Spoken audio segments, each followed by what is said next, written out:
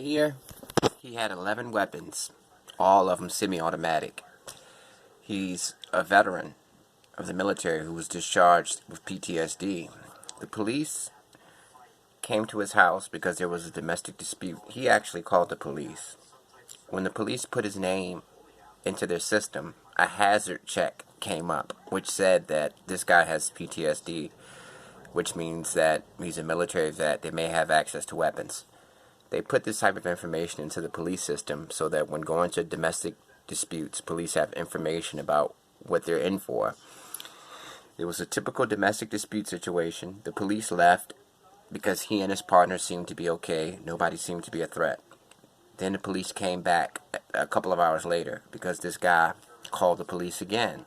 And this time he said, "Come to my house right now. My partner is abusing me. I need to put a restraining order in." When the police get there, this is what happens.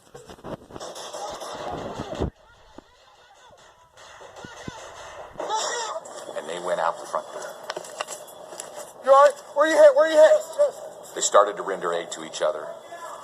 Where you at? In the chest. He shot 3 police officers, killed 1. What happened is, the second time he called and the police came to the door, they said, "Hey, we're back." One officer spoke to him because that officer had a better rapport with him. The officer said, "We're here for a second time. What's going on, buddy?" And the guy was actually sitting down and he had the door cracked. He wouldn't allow the officers to come in. And then all of a sudden, in the middle of a conversation with the officers, he just slammed the door in their face. Officers obviously were distraught because they thought that maybe the partner may be injured inside the household, and he's concealing that. So officers come into the apartment. There's a bunch of stuff in the way in the hallway. He barricaded the apartment, put all of this stuff, as soon as they get in, there's a bunch of stuff. They got to climb over it, and they notice he's in his bedroom with the door closed. He barricaded his room. Officers tell him to come out. They tell him, "We're about to kick this door down." And all of a sudden, 395 rounds in total were fired and he had access to 11 different guns.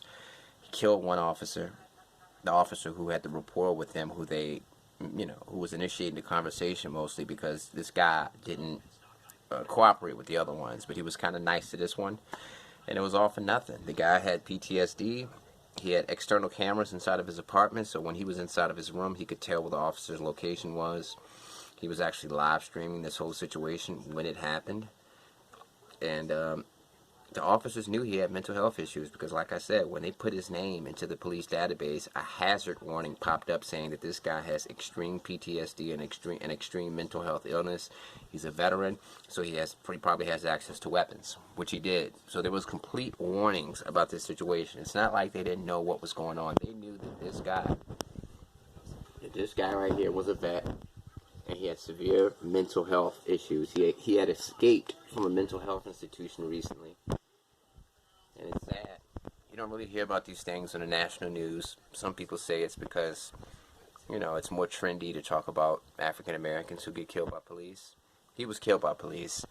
Some people say that the national news doesn't want to emphasize the perspective that black people aren't the only ones who get killed by police.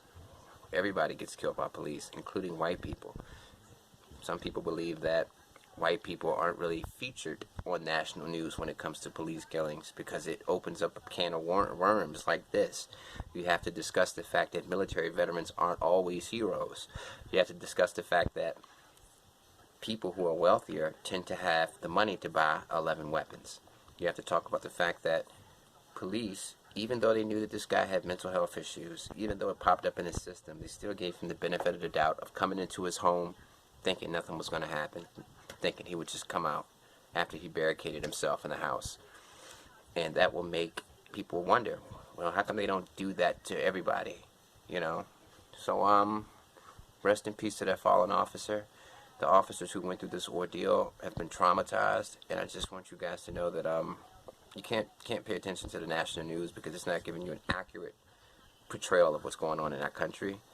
There is no such thing as only black people get killed by police. This happens every single day to everybody. Don't follow anybody's agenda. Everybody gets killed by police. And salute to the police out there, because they have a tough job.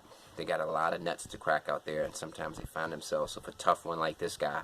They knew he had mental health illnesses. They knew he escaped from a psychiatric hospital. They knew he was a veteran who may have had access to weapons. He had 11 weapons. He fired 395 shots at them. Rest in peace to those officers. And salute to those officers. You know, I hope everything goes well for them in the future. They are heroes. Don't take this message the wrong way. I'm just letting you know that there's a bigger picture to just white cop kills black guy. Bigger picture.